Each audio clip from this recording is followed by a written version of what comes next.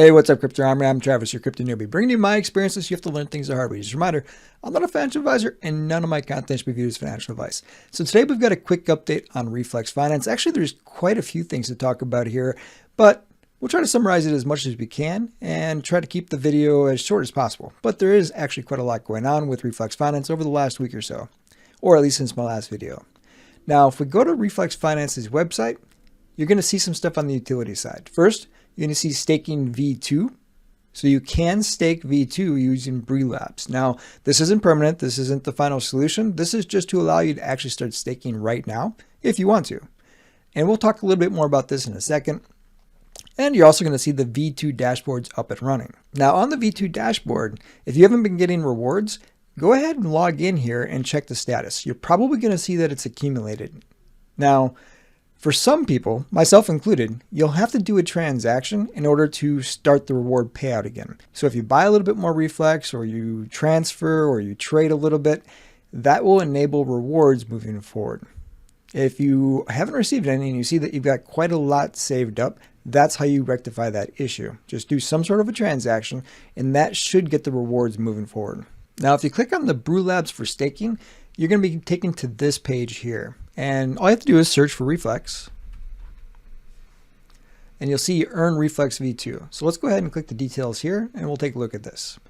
Now, this is how you can currently stake. Now, again, they're still working on the staking platform and the yield farming. So that's still yet to come. But in the meantime, this is just an option for you to stake and earn some more Reflex if that's something you're interested in doing. Now, as you're going to see, the APR is a little bit lower than what we're used to. And actually, when they first launched this, it was like 40 something. So it's actually come down a lot. That's normal for staking. That's actually how staking normally works, is it's variable. The more people that stake, the lower the APR goes. The less people that stake, the higher the APR is. But as you can see right now, it's at 15%. Now, if you're a holder, 15% is better than nothing. Let's walk through some of the other information here just so you understand how this works. It's for 60 days. So you're going to lock up your tokens for 60 days if you decide to stake through Brewlabs. This APR is going to fluctuate.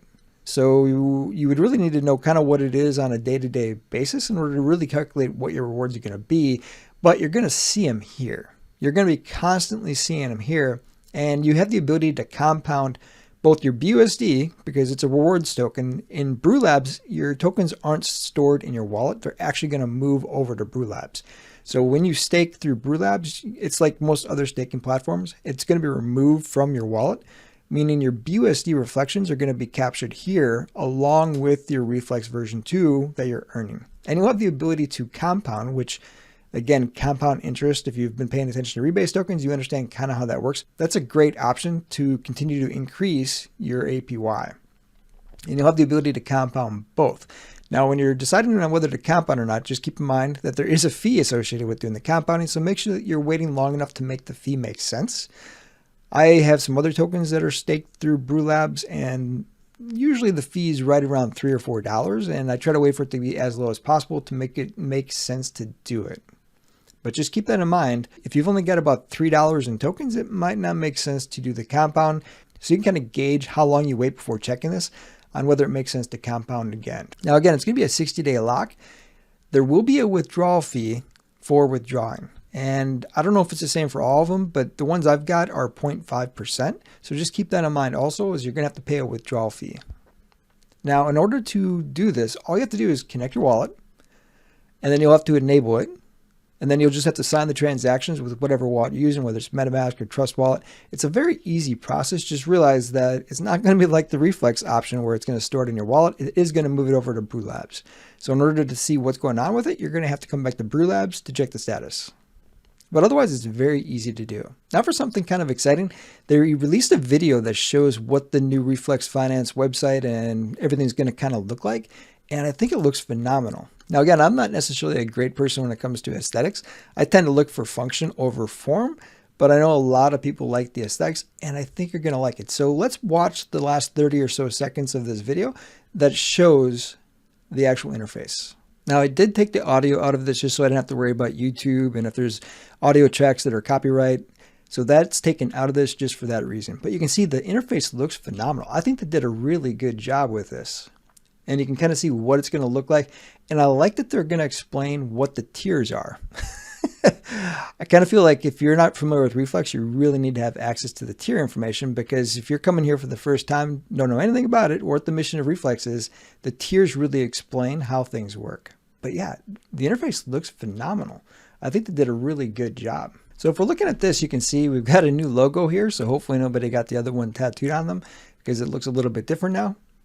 And I like it. I mean, again, I'm not big on the aesthetics for stuff, but I do think it looks pretty good. And I'm guessing this is kind of their main landing page when you're going to their website, but I think it looks really good. I think they did a really good job designing this. And I like the idea that you can connect your wallet from the main page. And I'm hoping that this means that you're connecting your wallet and it will work from page to page. I think that'd be great functionality if that's how it works, because it's kind of annoying to have to reconnect your wallet between the different pages. It should just be kind of seamless transitioning between the different apps. Now, I'm glad that they've got the tier information out there. I'm looking at the addresses here, so it'll be kind of a standalone. You click on and it'll explain the packages. I think that's a good feature, because I'm really curious, even myself, to know what these packages entail. We've kind of heard a little bit about them, but to actually see it in black and white of this is what a gold, this is what a silver, this is what a bronze is going to be very helpful for people to understand the risk, because it's all about the risk and mitigating it. I think they did a really good job though. Now this page is kind of interesting because it shows you a little bit of what they've got planned. So it looks like you're going to have an option for clicking on all the utilities and seeing kind of all of it in one place. So you got your launchpad list, farming, exchange, which I really find the exchange to be kind of interesting because it keeps going back and forth between an exchange and a swap. So it kind of looks like they've landed on an exchange as what they're going to be building. And having seen what Ryan and the team from SafeMoon came up with over for SafeMoon, now granted it hasn't launched yet, but that one looks phenomenal. And I think we actually do need more decentralized exchanges to compete with the centralized exchanges that are out there, because most of the centralized exchanges don't work with tokenomics. So you really do need strong competitors to really compete with them. Eventually, I suspect that the centralized exchanges will adopt tokenomics the way that most of the DeFi projects have incorporated them. And I think it takes DeFi projects to force that. You know, we've got SafeMoon trying to do it. We've got Reflex trying to do it. Wi-Fi. There's a whole bunch of really great options out there for potentially a mixture of decentralized exchange with centralized exchange. And I'm not saying that that's what they're trying to do here, but I do think that there is a niche for that right now to compete with a lot of the bigger exchanges that are out there, because most of them haven't adopted what the DeFi space is creating. And I think you're going to get more likelihood of incorporating that into a centralized exchange if it's built by DeFi projects. So I kind of hope that they're going that route, because I do think that there's a place for that. I mean, take Rebase projects as a perfect example. How many centralized exchanges do you think Rebase projects can really get listed on? So what is the future of their growth if they can't get put on centralized exchanges? Makes you wonder, right? So I think that we really do need DeFi projects to resolve that issue, or at least attempt to force the centralized exchanges to address it. Now, I do like how they have everything laid out between the mobile and the browser, so you can kind of see both options. I'll be honest, I didn't spend a lot of time going to Reflex Finance on the phone. I usually did most of it on the web browser, so I'm not exactly sure what the big difference was, but I do say that this one looks pretty good. I like that they have the entire scheme kind of standardized between what you see on the phone and what you see in the browser. I think it looks good. All right, and then we've got the actual launchpad list. Now, again, I like that they've got this kind of flowing through the entire ecosystem. So it doesn't matter where you click, you're going to get the exact same sort of a background, whether it's the phone or the actual web browser. Here's kind of the only thought I've got here is it's very limited. Where are the filters? How do you look at completed projects? How do you look at what's coming? There's not a lot of options built into this. And the current one has the same problem. There's not a lot of stuff built into it. Now, I like how they added the tiers. So if it's a bronze tier versus a gold versus a silver, that'll be very apparent that it's one of those three. But I think you should have the option of filtering, especially once they start getting more projects on board. If you only want to see the gold tier, because that's probably where I would start, is all the gold tier ones, then you can filter down and just see the gold tier. And after you've done all the gold tier and you're not happy with what you've seen, maybe you'll go over to the silver tier, and you'll probably work down the projects that way, because again, you're going by level of risk. At least that's how I look at it, is I'm trying to mitigate some of the risk on some of my investments. Not that I won't invest in some higher risk investments, but pretty much everything in the DeFi space is high risk already. So if I can mitigate that a little bit and get a good project, that's really appealing to me. But I kind of feel like that you need to have that. And then if you're not familiar with Reflex, it's the first time I've ever been to Launchpad, you might not know what these tiers are.